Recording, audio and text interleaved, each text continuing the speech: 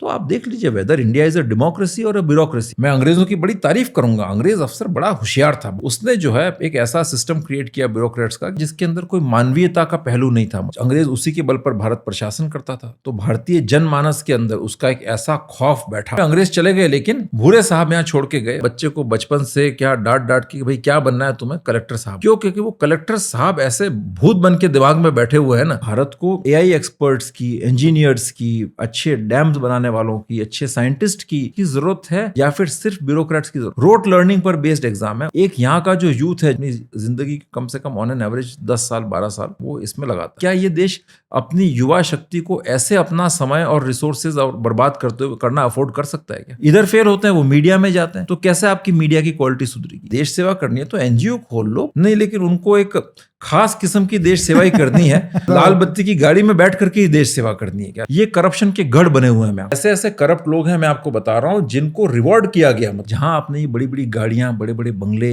ये सब बंद किए। मैं बता रहा हूं आपका जो है ना, जहां कंपटीशन आपने क्रिएट किया, जो सिर्फ इसी चीजों की लालच की वजह आ रहा था, वो आना ही बंद कर देगा। सर, जब भी हम डिस्कशन करते हैं, चाहे नेशनल सिक्योरिटी पे हो, चाहे JNK पे हो, या और जो लार्जर इश्यूज हैं नेशनल सिक्योरिटी और कंट्री की, तो उसमें एक बात जो आप हमारे डिस्कशन में बार बार आती है वो ये है कि जो क्वालिटी है हमारे जो बाबू डोम है, जो IAS ऑफिसर्स हैं, IPS ऑफिसर्स हैं, जो इंचार्ज हैं गवर्नेंस के भी और बहुत सारे जो नेशनल सिक्योरिटी से रिलेटेड मैटर्स हैं उनके भी, तो उसमें कहीं ना कहीं उनका क्रिटिसिज्म बहुत हैवी रहता है हमारे डिस्कशंस में। तो ये पूरा से जो सिस्टम है IAS, IPS, IFS और लार्जर ब्यूरोक्रेसी का, जो UPSC के थ्रू रिक्रूटमेंट होता है या और जो सेंट्रल गवर्नमेंट के एग्ज़ाम्स हैं उनके थ्रू होता है, तो इसमें क्या मतलब आप इसको ओवरऑल किस तरीके से देखते हो और क्या ये बून है, बेन है देश के लिए? कैसे आपका ओवरऑल क्या ओपिनियन है? ऑफ कोर्स नेगेटिव है, तभी हम इतना डिस्कशन क्रिटिसिज्म करते हैं, but let's discuss it in deep details. देखिए, पहली बात तो मैं ही कह दूं कि मैं नेगेटिव बिल्कुल नहीं है सर से, नो, मैं तो क्रिटिसिज्म नहीं है, एक तरह से कंस्ट्रक्टिव फीडबैक है ये कहिए। बिकॉज देखिए, मैं दुनिया के कई देशों में ट्रैवल किया है, मैं कई देशों में मैं रहा हूँ, मैं अमेरिका में मैंने पढ़ाई की है सर से, नो, और उसके वहाँ के सिस्टम्स को मैंने, वहाँ के जो गवर्नेंस और ब्यूरोक्रेसी के जो सिस्टम्स हैं उनको मैंने बहुत क्लोजली ऑब्जर्व किया है, और UN के अंदर ही मैंने काम किया है। तो हमारा ये रहता है कि मतलब आप एक ऐसा सिस्टम क्रिएट करें जहाँ से आप ऑप्टिमम यूटिलाइजेशन कर सकें टैलेंट का और नेशनल रिसोर्सेज का, क्या नहीं है। तो उस लिहाज से मैं हमेशा ही कहता हूँ, देखिए सबसे पहली बात तो मैं एक फंडामेंटल कॉन्सेप्ट पर बात करूँगा, वो है ब्यूरोक्रेसी।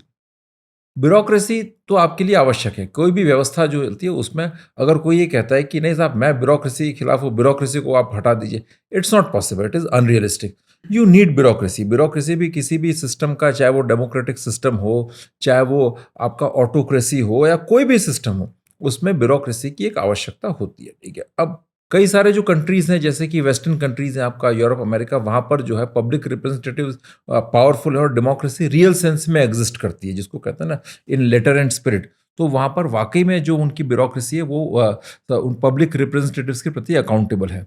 बट भारत जैसा जो देश है, यहाँ पर हमारा जो पॉलिटिकल सिस्टम जो है और जो पब्लिक रिप्रेजेंटेटिव्स हैं, वो आप कह सकते हैं इंटेलेक्चुअली बड़े एक वीक हैं, खासतौर से वर्तमान स्थिति के अंदर तो। और आपका जो उनका जो नॉलेज जो है, टेक्निकल नो हाउ जो है गवर्नेंस की, वो बड़ी पुअर है। और उसके अलावा जो एक सिस्टम जो ब्रिटिश टाइम से चला आ रहा था, वो अभी तक चला आ रहा है। तो इसीलिए ब्यूरोक्रेसी सुप्रीमली पावरफुल है। आप मान के चले, मतलब देश की सत्ता का, मैं तो हमेशा से कहता हूँ कि ऑलमोस्ट 99%, 95 to 99% जो है ना पॉलिसी मेकिंग, इम्प्लीमेंटेशन, वो ब्यूरोक्रेसी के हाथ में होता है, ठीक है। अब लेकिन जब आपने को ये पता है कि ब्यूरोक्रेसी कितना पावरफुल और इतनी इंपॉर्टेंट संस्था है, तो फिर आपको ये ध्यान रखना होगा कि अगर राष्ट्र का निर्माण करना है तो आप एक ऐसी ब्यूरोक्रेसी रिक्रूट करें और ऐसी ब्यूरोक्रेसी बनाएं जो राष्ट्र हित में सोचती हो, या जिसकी जड़ें जो है ना राष्ट्र के इंटरेस्ट के अंदर हो, हमारे जो सांस्कृतिक, सोशल, कल्चरल जो वैल्यू सिस्टम है उसके अंदर हो, और उसके अलावा उसमें कॉम्पिटेंस भी हो, काबिलियत भी हो, एरोगेंस उसके अंदर ना हो, और एक सिस्टम में एक फ्लूइडिटी हो। तो अभी तक क्या चल रहा है? अभी तक आपका सिस्टम ही चल रहा है जो लॉर्ड कॉर्नवालिस जो है, जो एक इंडियन सिविल सर्विस की जो व्यवस्था करके गए थे 1893 के अंदर, जो कि अपने कॉलोनियल इंटरेस्ट को ध्यान में रखते हुए की गई थी, उसी का एक तरह से एक मतलब है ना, आपका एक फॉर्म जो है लार्जली इंटैक्ट फॉर्म, वो कंटिन्यू कर रहा है। मैं अंग्रेज़ों की बड़ी तारीफ़ करूँगा, अंग्रेज़ अफ़सर बड़ा होशियार था, बहुत चालाक था। उसने जो है एक ऐसा सिस्टम क्रिएट किया ब्यूरोक्रेट्स का कि मतलब एक कलेक्टर से वो जो है बहुत बड़े-बड़े, इतने बड़े-बड़े, आज तो डिस्ट्रिक्ट्स भी छोटे हो गए, तब तो आज जो डिस्ट्रिक्ट्स हैं ऐसे 3-4 मिला लीजिए, 5 मिला लीजिए, तब जाके एक डिस्ट्रिक्ट बनता था। एक अंग्रेज़ कलेक्टर से वो उन सब पर शासन करवाता था और उसकी जो ट्रेनिंग जो थी, उसको जो हिदायत दी जाती थी, वो सारी इस लिहाज से दी जाती थी कि आप एक कॉलोनियल पावर के नुमाइंदे हैं और आप उस इंपीरियल हर मैजेस्टी की गवर्नमेंट को रिप्रेजेंट करते हैं और आपको इनको कंट्रोल में रखना है। तो वो लोग एक जनरली एक attitude, looking down upon Indians वाला एटीट्यूड उनके अंदर था और उसके अलावा एक एरोगेंस थी और बड़ा एक कड़क, जो कहते हैं ना, जिसमें कहते हैं ना ऐसा प्रशासन जिसके अंदर कोई मानवीयता का पहलू नहीं था, मतलब जो कहते हैं ना मानवीय संवेदनाएं नहीं थी, कहते थे कोई सिंपैथी नहीं थी। लेकिन उन लोगों की एक चीज़ थी, वो जो अपने अफ़सर लेकर के आते थे, वो कॉम्पिटेंस के अंदर, इंटेलिजेंस के अंदर बड़े ज़बरदस्त लोग हुआ करते थे। और अब अंग्रेज़ों के ज़माने में क्या होता था कि वहाँ पर जो कोई सेलेक्ट होकर के आया सिविल सर्विसेज़ के अंदर, वो पहले फील्ड में काम करता था, लंबे समय तक साइकिल पे अपना घूमते थे, मुफ़स्सिल एरियाज़ में जाना, घोड़ों पर जाना, और वो 44-43 के जब हो जाते थे, तब जाके वो डिस्ट्रिक्ट कलेक्टर बनते थे, ठीक है?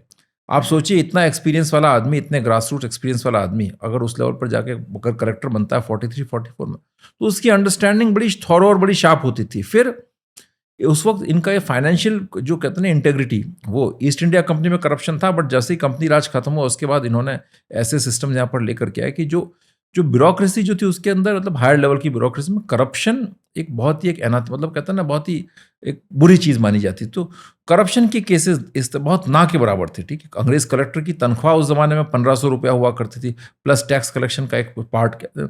तो वो बहुत एक प्रिविलेज्ड एंटिटी था और वो अंग्रेज शासन की यहाँ पर नींव थी। हमने आज़ादी के बाद उसी कॉलोनियल ब्यूरोक्रेसी को इंटैक्ट किया, ठीक है?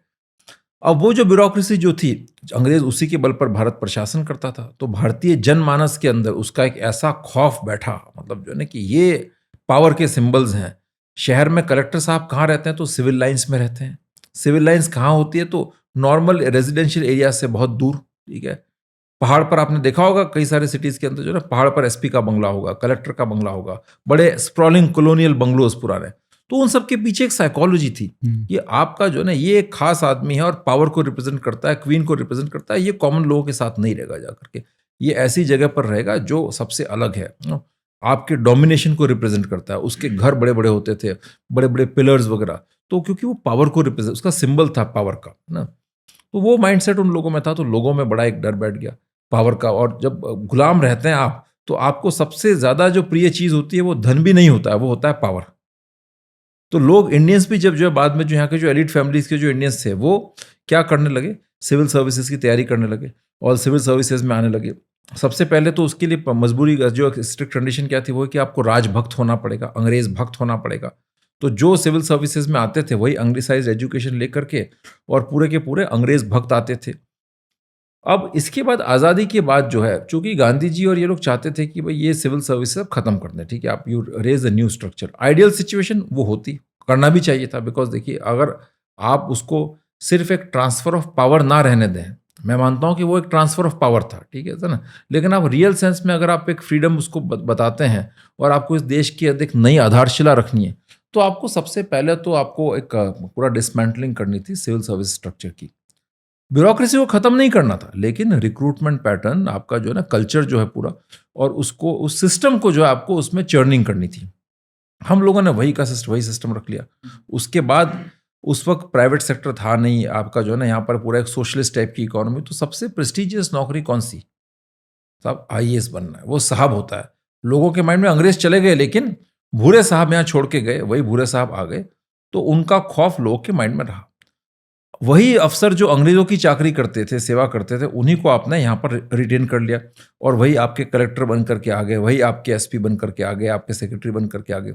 तो आप उनसे कैसे उम्मीद कर सकते हैं कि वो नए भारत की नींव रख सकते हैं? चूँकि वो एक लंबा सिलसिला चला और उसने किस तरह से हमारी पॉलिसी फॉर्मेशन को डैमेज किया, उस पर वो एक बहुत लंबा टॉपिक चला जाएगा। बट मैं करंट कॉन्टेक्स्ट में इसको लेकर के अब मैं बात करना चाहूँगा कि आज भी आप देखें तो हमारे यूथ के लिए सबसे प्रेस्टिजियस जॉब, सबसे पावरफुल प्रेस्टिजियस जॉब इस देश में कौन सा है? आईएएस। आईएएस, आईपीएस है। किसी भी आप मध्यम वर्गीय परिवार में चले जाइए, आज तो एकदम जो है ना निम्न मध्यम वर्गीय में चले जाइए, उसके माता पिता बच्चे को बचपन से क्या डांट डांट के भाई क्या बनना है तुम्हें, कलेक्टर साहब बनना है। क्यों? क्योंकि वो कलेक्टर साहब ऐसे भूत बन के दिमाग में बैठे हुए हैं ना कि साहब जो कुछ होता है पावर यहीं से होता है। अब जनरली होता क्या है, आप देखिएगा कि मैं ये देखता हूँ, मैंने अपना बैचलर्स किया सेंट स्टीवन से, फिर मैं अमेरिका चला गया था, मैंने कुछ साल एनजीओज वगैरह में काम भी किया और अमेरिका से वापस आया तब हमने ये थिंक टैंक स्टार्ट किया उसनस फाउंडेशन। ठीक है, अब यहाँ पर जो भी हमारे पास इंटर्न्स आते हैं हम उनसे पूछते हैं कि आप क्या करोगे, तो हर आदमी जो है जब सिविल सर्विसेज करना है, कोई गलत नहीं है, बिकॉज देखिए मैं सब जो आपको जिसको जो इच्छा है वो करे, और दूसरे अपॉर्चुनिटीज़ हैं भी नहीं बहुत ज़्यादा इसलिए। लेकिन मैं ये कहता हूँ कि हर व्यक्ति सिविल सर्विसेज करना चाहता है, और फिर आप कहते हैं कि आपको भारत को 2047 तक विकसित राष्ट्र बनाना है, तो भारत को एआई एक्सपर्ट्स की, इंजीनियर्स की, अच्छे डैम्स बनाने वालों की, अच्छे साइंटिस्ट की, अच्छे एनवायरमेंटलिस्ट की ज़रूरत है, या फिर सिर्फ ब्यूरोक्रेट्स की ज़रूरत है? एक यहाँ का जो यूथ है जनरली जो हमने देखा है, वो अपना बीए के बाद, मास्टर्स के बाद अपनी ज़िंदगी कम से कम ऑन एन एवरेज 10 साल 12 साल वो इसमें लगाता है। ठीक है, जनरल कैटेगरी से अगर आता है तो उसके 5-6 अटेम्प्ट तो 32 साल तक आता है, अगर वो रिजर्व कैटेगरी से तो वो और 35-38 साल तक भी देता रहता है। कई केसेस तो ऐसे भी नजर आए जहाँ पर पिता और पुत्र एक साथ परीक्षा देने गए। ठीक है ना, ऐसे भी हो, पिता और पुत्र एक साथ परीक्षा देने गए। ठीक है, और कई बार ये तो होता ही है कि टीचर और स्टूडेंट भी जा रहे हैं। हाँ, वो तो है ही, क्या वो तो उस पर तो मैं आऊंगा। अब जो है आप मुझे बताइए, एक यूथ जो है 12 साल तक 13 साल तक अपना जो है अमूल्य कीमती समय, पूरा जो कहते हैं ना एनर्जी जवानी की, वो सिर्फ एक एग्जाम के पीछे, और वो एग्जाम भी मतलब एग्जाम का जो तरीका जो है ना सिलेक्शन का, that is very poor, extremely poor. मैं आपको सही बताऊं, रोट लर्निंग पर बेस्ड एग्जाम है, उससे कहीं आप अगले की क्रिटिकल स्किल्स को आप नहीं आइडेंटिफाई कर पाते, क्या नो। और जो क्रिटिकल स्किल्स अगर दिखती भी हैं तो वो परखने वाले कौन है, जो चेक करने वाले हैं वो भी कोई महान वो नहीं है भाई। एक क्रिटिकल स्किल, आपकी क्रिटिकल थिंकिंग जो सेलेक्ट हो बंदा आ रहा है सर से, हम उनसे बात करके देखो तो उनकी ओरिजिनल थिंकिंग क्या है, आपका जो उनका असेसमेंट क्या, वो चीज़ें नहीं। रोड लर्निंग पर बेस्ड एग्जाम है, उससे कोई आ गया, उसके लिए जो है 10 साल 12 साल 13 साल अपने जीवन के, यूथ के प्राइम के खराब करता है। तो क्या ये देश जो कि एक विकसित राष्ट्र बनना चाहता है, ऑलरेडी गरीब है, अब आपके पास रिसोर्सेज नहीं, क्या ये देश अपनी युवा शक्ति को ऐसे अपना समय और रिसोर्सेज और बर्बाद करते हुए करना अफोर्ड कर सकता है क्या? मतलब क्या गेन होता है इससे आप देश को, बताइए मुझे। नहीं, जो हम सेलिब्रेट करते हैं, हजारों इंस्टाग्राम पर यूट्यूब की रील्स आ जाएंगी, साहब ये टॉपर छठे प्रयास में इन्होंने प्रथम रैंक या फला रैंक आई है, ये आई है, उसके प्रयास में इतने साल करने के बाद उसके आप देखिए एक बड़ा ग्लैमर अटैच्ड है।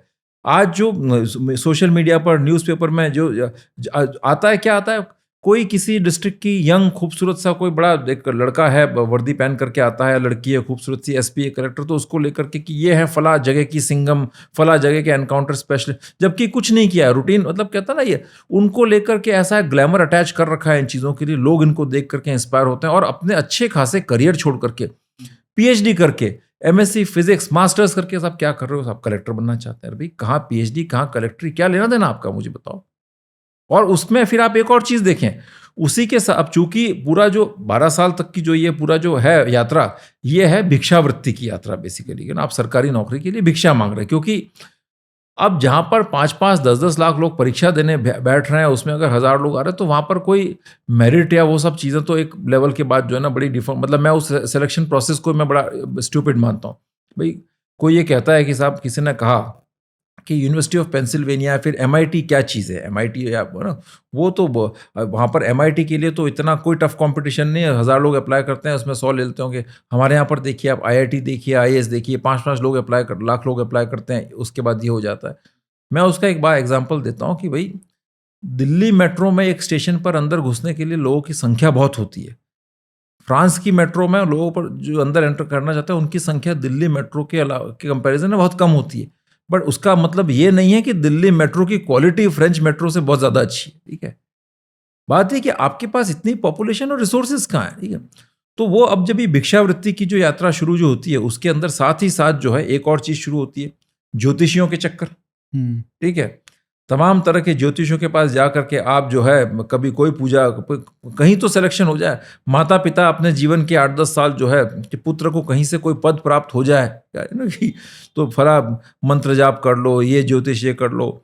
उसके साथ ही साथ जो है फिर और भी उनके ज़िंदगी के जो पर्सनल डिसीजंस जो होते हैं, कोई शादी भी करनी है तो एक बार इसमें सिलेक्शन हो जाए, इसमें ये हो जाए एक बार, ठीक है, तो हो बट वही जाए। है ना, ये सारा फिर जो सोसाइटी के स्ट्रक्चर्स हैं हाँ, वो उसको एम्बिशन को और आग देते हैं। वो क्यों देते हैं? क्योंकि आपकी सोसाइटी में आपने इन लोगों को, इस सर्विस को इतना पावरफुल और अखंड बना रखा है ना भाई, क्योंकि उनको पता है लोग क्यों बनना चाहते हैं। देखिए, उसको पहले मैं ये चीज़ करता हूँ, उसके बाद मैं उस पर आता हूँ।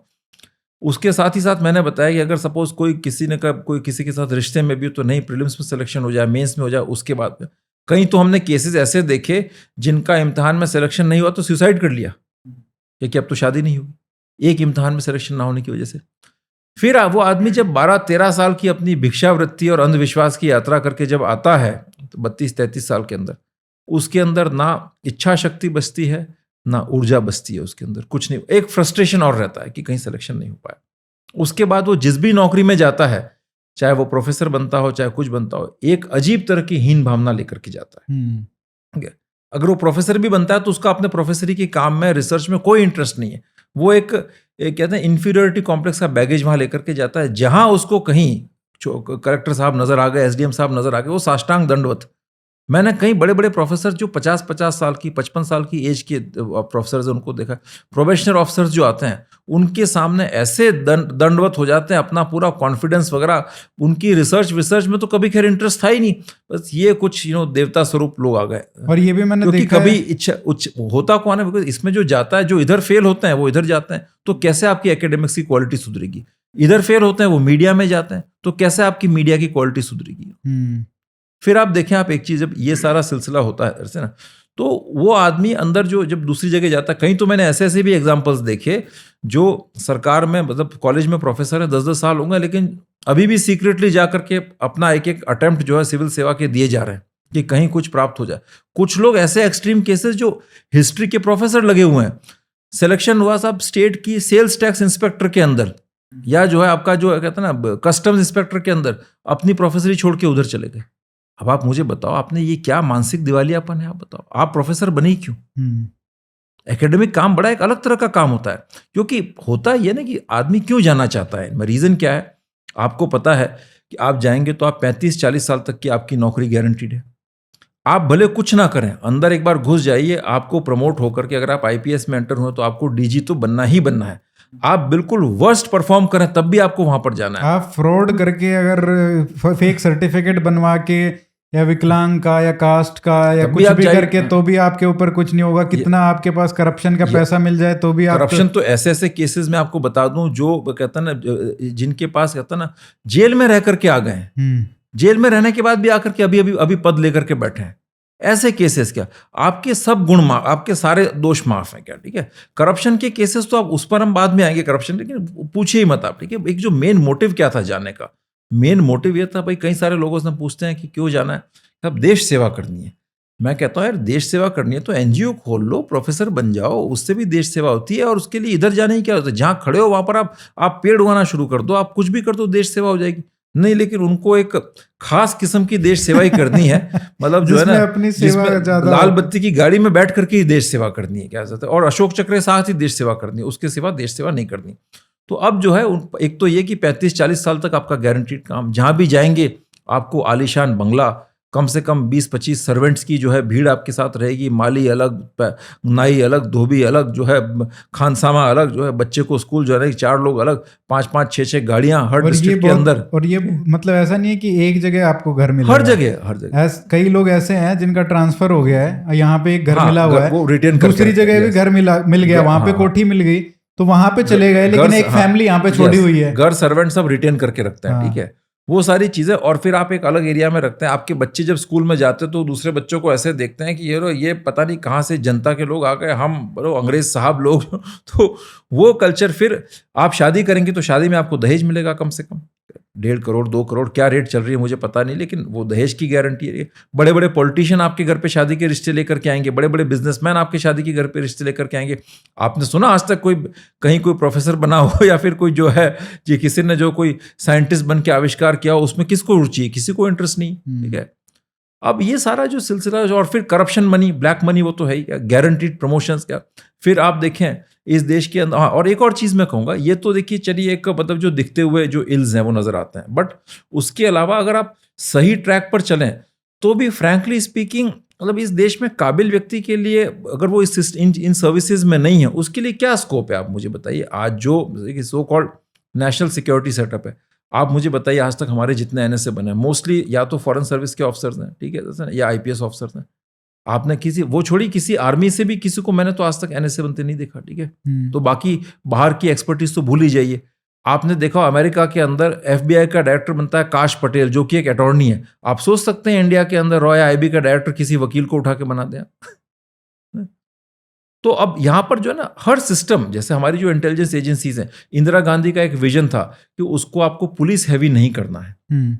जो पर्टिकुलरली जो रॉ का जो फॉर्मेशन हुआ उसमें कहीं ना कहीं एक ये भी फैक्टर बड़ा इंपॉर्टेंट था कि आईबी का जो इक्वेशन जो था, है ना सर से ये ओपन डोमेन सोर्सेज में चीज़ें अवेलेबल हैं। पंडित नेहरू के साथ 62 के वॉर के अंदर इंदिरा जी के साथ वो उसमें बहुत प्रॉब्लम्स आ रही थी।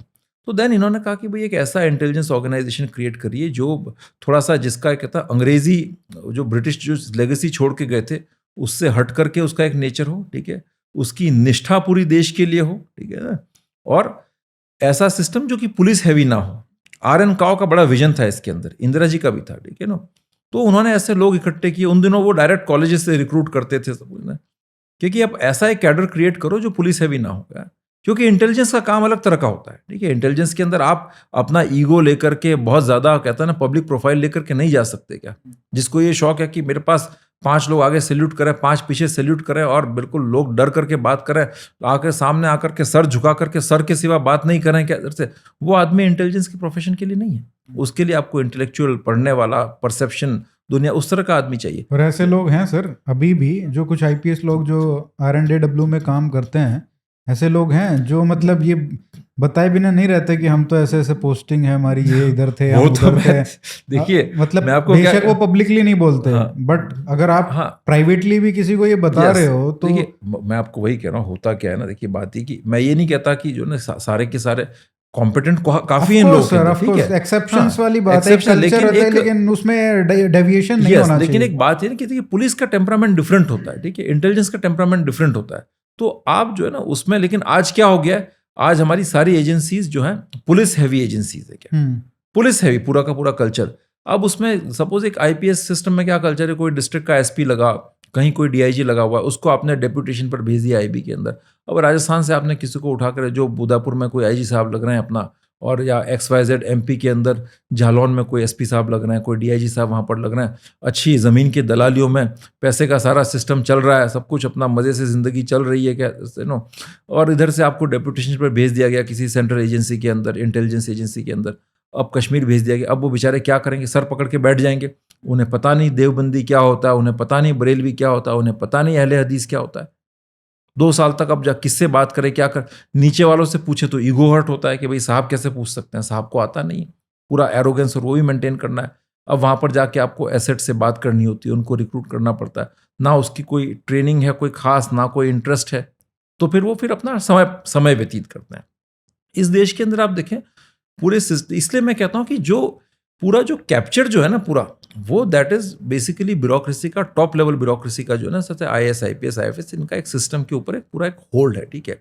फिशरीज भी वही संभालते हैं, कल्चर भी वही संभालते हैं, टूरिज्म भी वही संभालते हैं, न्यूक्लियर पावर भी वही संभालते हैं, डिफेंस सेक्टर भी वही होता है। आज कैबिनेट कमिटी ऑन सिक्योरिटी, आपने वहां पर किसी आर्म फोर्सेस से किसी को देखा क्या उसमें, क्या ना?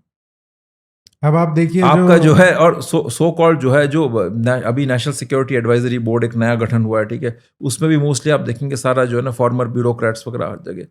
तो अब इसलिए ऐसी स्थिति में फिर दूसरे लोग जो है ना, जो एक काबिल, जो कि सिस्टम में नहीं है, जिनके पास रियल टैलेंट है, कईयों के पास स्ट्रेटेजिक एक्सपर्ट्स हैं, पढ़ते हैं लिखते हैं, उनके पास क्या स्कोप है, वो कहाँ जाएंगे?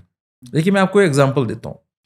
इंदिरा गांधी ने 1971 की एक बड़ी शानदार विक्ट्री हासिल की, और उस विक्ट्री के पीछे एक बहुत बड़ा एक डिप्लोमेटिक और इंटेलिजेंस एफर्ट था, डिप्लोमेटिक एंड इंटेलिजेंस एफर्ट।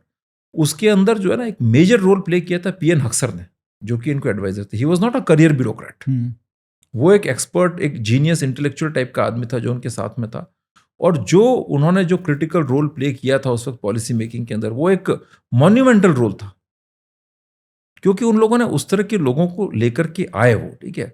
वो उन लोगों ने कुछ एक्सपर्ट्स को जो है, जैसे पंडित नेहरू की एक खास आदत थी, वो एक आई थिंक उनके पास कौन के.आर. नारायण जो हमारे राष्ट्रपति भी थे, वो जब यूके में पढ़ते थे तो हैरल्ड लास्की एक फेमस इकोनॉमिस्ट थे और लेबर पार्टी के मेंबर भी थे। उन्होंने एक लेटर, उनको रिकमेंडेशन लेटर लिख करके दिया, वो लेकर के यहाँ पर आए तो पंडित नेहरू ने के.आर. नारायण को लेटरल एंट्री के थ्रू फॉरेन सर्विस में ले लिया। वो एक सिस्टम था, है ना, कि आप इस तरह के एक्सपर्ट्स को आप लेकर के, आज वो सिस्टम पूरी तरह से नदारद है। मतलब सरकार की ही एक बात कर लेते हैं, पॉलिटिकल लेवल पे हो जाएगी लेकिन वो रेलिवेंट है कि जैसे आर्मी चीफ थे जनरल वीके सिंह थे, और भी जैसे ब्यूरोक्रेसी में आईएफएस से भी आए थे हरदीप पुरी, वो फॉरेन सर्विस से थे। बहुत सारे ऐसे लोग थे जिनके कुछ एक्सपर्टीज़ थी, लेकिन उनको ऐसा डिपार्टमेंट दिया गया जो उससे कोई मतलब नहीं था। जैसे जनरल वीके सिंह का ठीक है, तो 2014 में एक जस्टिफिकेशन था कि अभी रिटायर हुए हैं तो अभी नहीं देना चाहिए because it impacts a lot of things, but 2019 में कर सकते थे, उनसे बढ़िया डिफेंस मिनिस्टर आपको नहीं मिलता। तो ये सारे इश्यूज भी हैं कि हम जो टैलेंट अवेलेबल है उसको यूज़ नहीं करते हैं जो ऑलरेडी अवेलेबल है। और उससे मुझे लगता है कि क्या होता है, जो आपने कहा ना कि ये जो ब्यूरोक्रेसी है ये एक, इनमें हम लोग क्या करेंगे या और लोग जो एक्सपर्ट लोग हैं वो क्या करेंगे। इवेंचुअली क्या होता है, जब आप देखते हो कि हर जगह ही इस टाइप के ब्यूरोक्रेट्स ही आने हैं तो लोगों के पास रोल मॉडल्स नहीं है, ठीक है, उनके पास कोई ऐसा व्यक्ति नहीं है जो उनके फील्ड से उठाओ और किसी सरकार को एडवाइस किया हो या प्रधानमंत्री को एडवाइस किया हो, तो वो जब रोल मॉडल्स नहीं होंगे तो वो उस फील्ड में जाएगा ही नहीं कोई। इसीलिए तो हमारे ना थिंक टैंक अच्छे हैं, ना हमारे मीडिया के प्रोफेशनल्स अच्छे हैं, तो कोई भी जो क्वालिटी है तो वो सारे वहीं जा रहे हैं ना जहाँ पे उनकी वैल्यू है, which is IAS IPS IFS। No, you are absolutely right. देखिए, मैं एक बात कहूँगा इसको सबसे शुरुआत में कि किसको क्या डिपार्टमेंट दिया है सरकार ने, वो एक पॉलिटिकल डिसीजन, ठीक है, उस पर मैं कमेंट नहीं करता। लेकिन मैं पॉलिसी मैटर की बात करूँ तो मैं बेसिकली इस सिद्धांत के जो है ना, जो मतलब एक, आप पहले आप ब्यूरोक्रेसी में हैं, फिर रिटायरमेंट के बाद आपको एक लंबा एक्सटेंशन मिल जाता है, ठीक है, आप कहीं सेक्रेटरी बन जाते हैं या फिर आप मंत्री बन जाते हैं। मैं इस सिद्धांत के खिलाफ हूँ। भाई, आप अगर लोकतंत्र की बात करते हैं तो मंत्री पद जो है आप स्ट्रांग पॉलिटिशियन को दीजिए, जो पॉलिटिकल चैनल के थ्रू आया है, या फिर कोई बाहर का एक्सपर्ट है, विद्वान, उसको आप दीजिए, जो कि एक परिपाटी चली आ रही थी। ब्यूरोक्रेसी से कोई है तो उसका ब्यूरोक्रेट का काम, जब तक वो सर्विस में है, हम सिलेक्शन प्रोसेस पर इसके बाद में आएंगे, बट एक जनरल वो एक अपना काम ब्यूरोक्रेट तक रहे, ठीक है। और जो एक्सपर्ट्स हैं उनको फिर आप एक एडवाइजरी कैपेसिटी में आप लेकर के आए, ठीक है। भाई देखो, ये कोई इसमें इसका मतलब ये नहीं है कि अगर सपोज वीके सिंह बहुत पॉपुलर इलेक्शन जीत करके आते हैं तो वो पॉलिटिशियन बन नहीं सकते। वो पॉलिटिशियन बने, लेकिन वो एक पॉलिटिकल राउट के थ्रू आए, ठीक है। बट इन जनरल मैं ये कहूँगा कि जो है ना, एक जो कस्टम जो सरकार ने एक जो प्रैक्टिस चलाई है कि कि ब्यूरोक्रेट्स कोई मिनिस्ट्रियल पोजीशन में एलिवेट कर देना, क्या वो थोड़ी सी मुझे उससे थोड़ी सी मतलब कहता है ना, एक मतलब एक कहता है, मुझे उसके के साथ आई एम नॉट कंफर्टेबल। क्योंकि देखिए, बात ये है कि वैसे ही आपने जो है, आपका जो मंत्री जो होता है, मिनिस्टर, उसको डिपार्टमेंट का नॉलेज होता नहीं। अब आप उसी डिपार्टमेंट में कोई व्यक्ति सालों डेकेड्स तक रहा है, उसको ला करके अगर आप उसका मंत्री बना देते, वो तो उसको एक एक रग रग जानता है उस चीज़ को। तो और अगर वो सीधा PM को रिपोर्ट करता है तो आपका उस डिपार्टमेंट पर कंट्रोल क्या है, आप मुझे बताइए। वो तो उसके डिपार्टमेंट के जो कंसर्न्ड ऑफिसर्स हैं, वो तो उस तथाकथित जो उस डिपार्टमेंट में कभी एडिशनल सेक्रेटरी रहा, आपका JS रहा है, सेक्रेटरी मिनिस्टर, उसी की बात मानेंगे। और वो फिर आपका जो है ना, वो एक तरह से जो है ना, चूंकि वो टेक्निकली वो इतना साउंड है कि आप उसको समझा नहीं सकते, वो आपको कैसे भी मैनिपुलेट कर सकता है। तो ये सारी चीज़ें हैं, ठीक है सर ना। और इसलिए जो मैं मानता हूँ कि आई थिंक कहीं ना कहीं देखिए, पॉलिटिशियन का एक अपना एक रोल है, और लोकतंत्र के अंदर पॉलिटिशियन को या पॉलिटिक्स के इंस्टीट्यूशन को हमें खत्म नहीं करना चाहिए, अदरवाइज फिर पब्लिक का एक से ही नहीं रह जाएगा। और सबसे बड़ी बात है जो आपने ये बात कही, उससे सबसे बड़ा नुकसान ये होता है कि फ्रेश ओपिनियंस, फ्रेश पर्सपेक्टिव्स कभी भी नहीं आ पाते। जो 30 साल 40 साल नौकरी करके अब मंत्री बन गया है, या कोई नेशनल सिक्योरिटी एडवाइजर बन गया है 40 साल नौकरी करके, तो उसका, और वो भी चलो एक बार आपने बना दिया, लेकिन आप 10 साल 15 साल उसको ही रख रहे हो, तो उससे फिर आपके पास वो स्टेल हो जाती हैं चीज़ें। नहीं, आप वही तो बात है कि पर्पज़ ही ये था। देखिए सी, मिनिस्टर, पॉलिटिशियन मिनिस्टर होने का और सेक्रेटरी ब्यूरोक्रेट होने का, उसका एक पर्पज़ ये था कि जो पॉलिटिशियन जो है ना, वो एक लार्जर पर्सपेक्टिव से आता है, उसकी एक पब्लिक डिग्निंग समाज से उठ करके आता है, तो उसके पास एक out of the thinking box thinking की एक कैपेसिटी है। वो जिस तरीके से चीज़ों को देख सकता है, समझ सकता है, वो बड़ी व्यापक होती है, उसका दायरा बड़ा विस्तृत होता है। और जो एक ऑर्गेनाइजेशन के अंदर ऑर्गेनाइज ब्यूरोक्रेसी का पार्ट बन करके आता है, उसका दायरा कहीं ना कहीं एक इंस्टीट्यूशन ने उसको बिल्ड किया है, तो उसके अंदर कन्फाइंड होता है। 30 साल के अंदर वो उसी एक ही ढर्रे में सोचना, पैटर्न पर वो उस तरह से अट्यून्ड हो जाता है, और उसमें कोई गलती नहीं है। शायद उनकी जगह आप यार हम होते तो कोई सभी इस तरह से सोचते।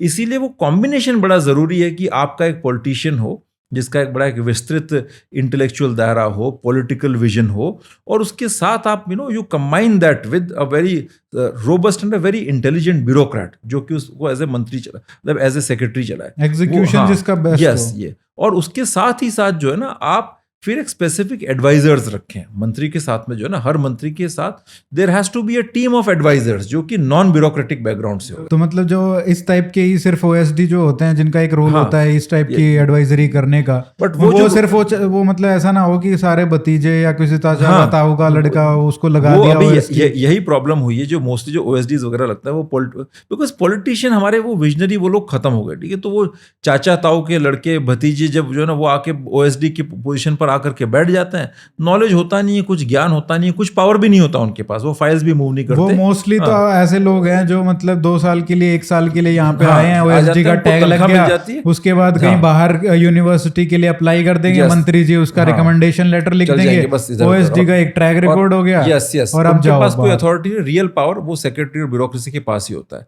उसका कोई फायदा नहीं है। आपका मिनिस्टर को असिस्ट करने के लिए आप एक हर मंत्रालय के अंदर एक रोबस्ट बॉडी ऑफ एडवाइजर्स आप लेकर के आए, जो कि नॉन ब्यूरोक्रेटिक होगी। क्या उसका उद्देश्य ये है कि एक फ्रेश थॉट को आप लेकर के आए और आप उनको एम्पावर कराएं। मतलब ऐसे नहीं कि आपने ला करके बिठा दिए, वो जाकर के अपना एक पियोन के लिए भी बाबू के आगे हाथ जोड़ रहा है, जाकर के गाड़ी के लिए भी वो कर रहा है। ऐसे बहुत लोगों ने, बहुत मंत्रियों ने ट्राई किया है, बहुत सीनियर लेवल पे, सीनियर मोस्ट लेवल्स पे ये कई मंत्रियों ने ट्राई किया है कि ऐसे एक्सपर्ट्स को लेके आए ओएसडी लेवल पे, लेकिन इतना बुरा हाल कर दिया कि जो उनकी ना ऑफिस देना, उनके मतलब हर चीज में एक टांग अड़ाना ब्यूरोक्रेसी ने, जो एस्टेब्लिश्ड ब्यूरोक्रेसी है, उसके लिए तो वो पूरा मतलब वो छोड़ के ही चले गए कि भैया 6 महीने के बाद ना ऑफिस मिला ना कुछ और मिला, काम करने के लिए जगह मिली। वो तो देखिए चाहेंगे, बिकॉज ये इनके वेस्टेड इंटरेस्ट है ये सिस्टम पर, क्योंकि एक जो कहता है ना, इनका ये कि जैसे उम्मा का कॉन्सेप्ट नहीं होता, अल्टीमेटली लॉयल्टीज आपकी उम्मा के लिए, सिर्फ उसी के लिए है। इनका लॉयल्टीज अपनी ट्राइब के लिए, कंट्री इंटरेस्ट वगैरह मैटर नहीं करता। ये सारी जो एसोसिएशंस बनी हुई है इनकी, IAS IPS वाली, जब इनका कोई पकड़ा जाता है फ्रॉड करते हुए या इस टाइप से, कभी वो इशू नहीं करते स्टेटमेंट। हाँ भाई, मैं आपको देखिए एग्जांपल बताता हूँ कि राजस्थान के अंदर, राजस्थान या पता नहीं कौन सा, बट कुछ ये आप गूगल करेंगे मिल जाएगा। एक लड़का प्रोबेशन के अंदर IPS ऑफिसर था, शराब की स्मगलिंग कर रहा था, उसको नौकरी से नहीं निकाला। एक 2 लड़के थे, एक IAS था, एक IPS था, प्रोबेशन में क्या था, आई थिंक वो प्रोबेशन में थे, और उन लोगों ने हाईवे के ऊपर जो है इस तरह से अपना पार्टी वार्टी कर रहे थे गाड़ी के अंदर, किसी होटल वाले से फ्री में खाना मंगवाया होगा, उसने बेचारे ने खाना पैसे वैसे मांग लिए होंगे, तो जा करके इन्होंने होटल वाले से मारपीट की, गाली गलौज की। उसके बाद अब वो तो सिविल ड्रेस में थे, तो उन्होंने भी जो है देखिए भी कोई आके इस तरह के ऐसे बहुत लोग शराबी आके दंगा करते हैं, तो उनके साथ बदतमीजी कर दी, मारपीट कर दी, उनको भी सर्विस से नहीं निकाला और सख्त कार्रवाई हुई होटल वाले के खिलाफ। ये तो बहुत छोटी छोटी चीजें हैं सर, ये तो बहुत मतलब कितने बड़े बड़े स्कैम करके अभी वो स्कैम, हाँ तो है ही, मतलब चल रहा है कि कितना बड़ा स्कैम करके, धोखा देके, फ्रॉड करके जो लोग हैं उनको नहीं निकाल पा रहे हैं, उनको नहीं निकाल पा रहे हैं। और जिसने जो पकड़ी गई है वो भी अभी तक अरेस्ट नहीं हुई है, वो तो पूरा बेशर्मी के साथ वो मीडिया में आके कहाँ अरेस्ट हुई है नहीं। ये, और मैं आपको बताऊं, देखिए आप हर स्टेट के अंदर, मैं एक फॉर्मूला देता हूं, अगर आप मुझे किसी भी स्टेट में, हमारे एक मित्र हैं वो ये कहते हैं कि वो पूरे स्टेट की जो कैडर स्ट्रेंथ होती है उसमें से 5 या 10% ऑफिसर्स निकाल के बता दें जो ऑनेस्ट हैं, तो भी एक बहुत बड़ी बात हो जाएगी। बट नहीं, आप इनकी इनकम आप देखें, आप है ना, जनरली जो डिस्ट्रिक्ट में जो कई सारे मैं मेंशन नहीं कर रहा, मैं स्टेट्स के भी नाम मेंशन नहीं कर रहा, बट आपको बस कुछ नहीं करना है, आप एक बार जोरबाग में घूम जाइए, एक बार वसंत विहार में घूम जाइए, और वहां पे देख लीजिए कोठियां किस किस की हैं, सारे रिटायर्ड ब्यूरोक्रेट्स हैं। आप ये तो दिल्ली की आपने बात की, स्टेट्स के अंदर जो है, जो छोटे छोटे जो शेडी खांचे में लगे हुए डिस्ट्रिक्ट्स हैं, वहां पर नए नए यंग एसपीज की मंथली इनकम 25-25, 30-30 लाख की तनख्वाह तो कभी निकलवानी नहीं पड़ती, जब एक सिपाही को नहीं निकलवानी पढ़ती तो एसपी को कहाँ? आप मुझे बताइए, प्राइवेट सेक्टर में आप IIT करके आए, IIM करके आप कितना आप ले लेंगे तनख्वाह? मुश्किल से आपके पास 2 लाख, 2.5 लाख, 3 लाख ले लेंगे महीना। क्या होता है उससे? कुछ नहीं होता, आप एक फ्लैट भी नहीं ले सकते। वो कहाँ लगती हैं वो सारी चीज़ें? तो फिर सब लोग इधर ही जाएंगे ना, क्यों नहीं जाएं बताओ?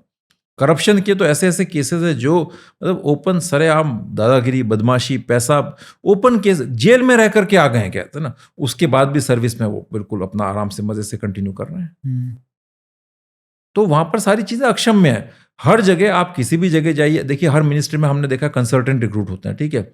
वो कंसल्टेंट बेचारा कितना भी बड़ा एक्सपर्ट हो, ठीक है, वो वहां पर जब रिक्रूट होकर जाता है, वो 2 साल के अपना टेन्योर असाइनमेंट पूरा करता है, और हर मिनिस्ट्री की वेबसाइट के ऊपर नाम भी सबसे एंड में ही आता है कंसल्टेंट का, ठीक है, भले वो कितना ही बड़ा पीएचडी हो तो, और उसको टेन्योर बेसिस पर रखते हैं, उसका बेचारे का कॉन्ट्रैक्ट जो है रिन्यू होता रहता है, उसके बाद वो छोड़ के चला जाए, कोई प्रमोशन नहीं, कोई ग्रोथ नहीं, क्या, ठीक है, उसको बाहर ही निकलना है, ठीक है, तो, और काम भी उससे कोई वो तो PPT रेज्यूमे पे हाँ, अपना रेज्यूमे एक बस। पॉइंट बन जाता है अब बस। बात ये कि एक कंसल्टेंट, इतने विद्वान कंसल्टेंट जो पीएचडी बड़ा इतना स्कॉलर है, ठीक है, कोई और कंट्री में होता, किसी और कंट्री के अंदर, तो वो शायद आगे डिप्यूटी एम्बेसडर बनता, फर्स्ट सेक्रेटरी बनता। आप रशिया में जाकर के देखिए, वहाँ पर एक मगीमो करके यूनिवर्सिटी है, वहाँ से पढ़े हुए सारे लोग उनकी फॉरेन सर्विस में डायरेक्टली रिक्रूट होते हैं और हायर लेवल पर जाते हैं।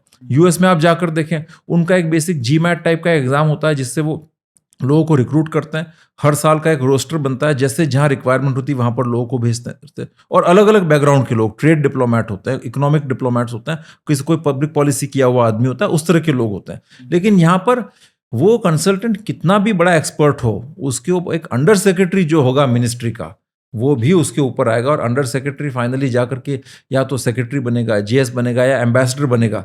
लेकिन उस बेचारे कंसल्टेंट के लिए कोई स्पेस नहीं है। तो आप मुझे बताइए फिर वो कोई क्यों काम करेगा, बताइए। आप ये कहते हैं ना कि हमारे देश में सारे प्रोफेसर जो हैं अच्छे अच्छे काबिल लोग, या जो फॉरेन थिंक टैंक्स के लिए काम करते हैं, या बाहर के लोगों के पेरोल के ऊपर हैं, मुझे बताइए उनके पास अपॉर्चुनिटीज क्या है?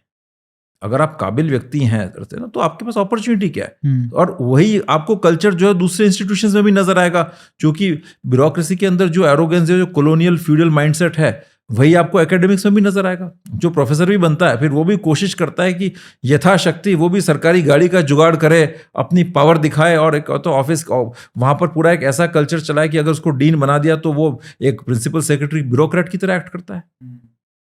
वाइस चांसलर जो हैं वो सारे वो अपने आप को ऐसे एक्ट करते हैं जैसे कोई अथॉरिटी, मतलब कोई अफसर हो, उस तरह से एक्ट करते हैं। ये सारा फ्यूडलिज्म का है ना, कि मेरे को थोड़ी सी पावर मिल गई तो मैं अब नीचे वालों को दबाऊंगा। यस, यही है सारा सिस्टम आपका जो ना, ये इसलिए, क्योंकि ये सब इसलिए कि एक एंट्रेंच ब्यूरोक्रेसी है, जो आप मतलब है ना, जो आपका एक बहुत छोटा सा चंक जो है देश की 99% जो पोजीशंस हैं, रिसोर्सेज है, उस पर कब्जा करके बैठा है। आज इस देश में कोई कहता है कि साहब जो है पॉलिटिशियन, मैं कहता हूँ बेचारा पॉलिटिशियन तो कुछ नहीं है, दया का पात्र है, ठीक है। ऐसे भाई देखिए, पॉलिटिशियन तो देखिए, अगर वो आज की तारीख में कौन टिकट ले सकता है?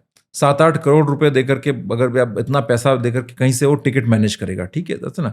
उसके बाद इलेक्शन लड़ेगा, उसमें कम से कम 4-5 करोड़ वो खर्चा करेगा इलेक्शन कैंपेनिंग।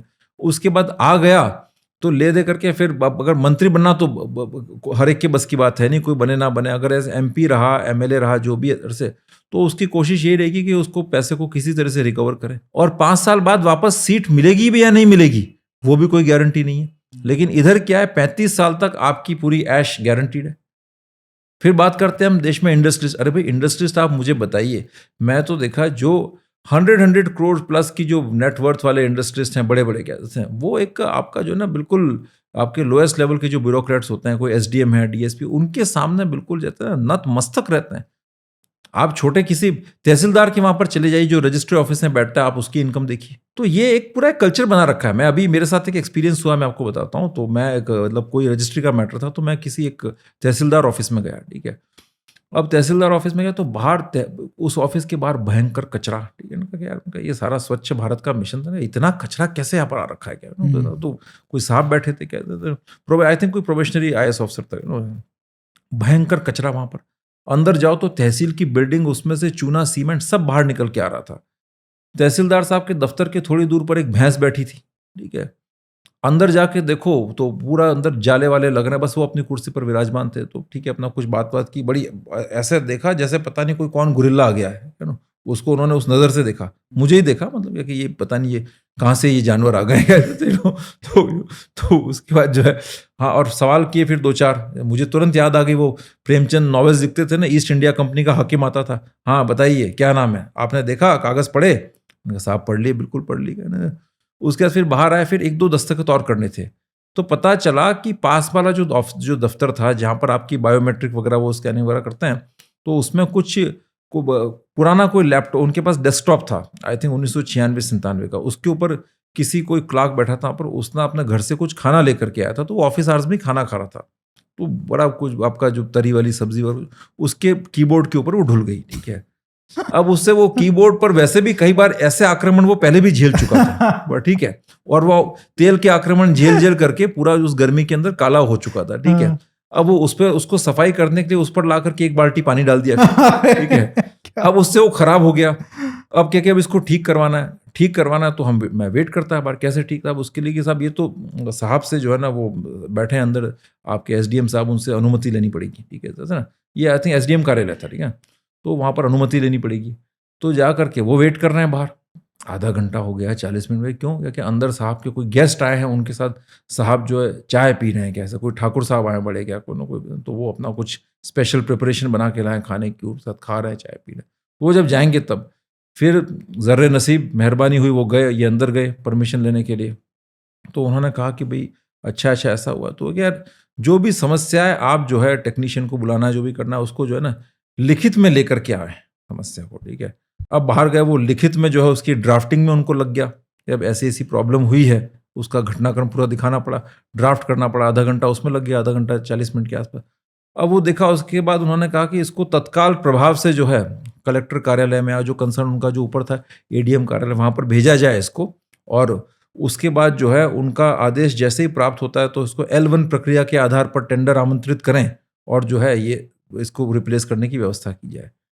तो मैंने पूछा, मैंने कहा इसमें कितना हो जाएगा साहब, क्या दिक्कत है? कि मैंने कहा यार मेरी कुछ मीटिंग्स थी, तो फिर उन्होंने ऐसे देखा, इनकी मीटिंग्स कैसे हो सकती हैं, गोरिल्ला कभी मीटिंग में जाते हैं क्या? ठीक है, तो फिर मैंने थोड़े हाथ जोड़, मैंने कहा साहब जरूरी है क्या देना? तो ठीक है, हाँ चलिए शाम तक हो जाएगा, देते हैं। तो ये एक मतलब कहता ना, ऐसे आपको बड़े अनेक एग्जाम्पल हैं, क्या ये तो एक छोटा सा एग्जाम्पल रोज के एग्जाम्पल हैं, जो भी सरकारी दफ्तर में अब हमारे उदयपुर में देखिए कन्हैया को मार दिया था, क्या अब आइडियली होना क्या इस तरह की ब्लास्ट में, वो गया आई थिंक लोकल एसएचओ या डीएसपी के पास गया, पर किसी ने सुना नहीं, ठीक है हाँ कोई आया होगा, ठीक है, जाकर के आप एसपी कलेक्टर की तो बात ही छोड़ दीजिए, आईजी की तो बात ही छोड़ दीजिए, क्या है, उनको तो पता भी नहीं, जबकि ब्लास्फेमी ऐसे मैटर्स के अंदर तो आई थिंक मुझे लगता है आईजी को जैसे ही पता लगे उसको खुद उसके घर जाके बोलना चाहिए भाई क्या प्रॉब्लम है।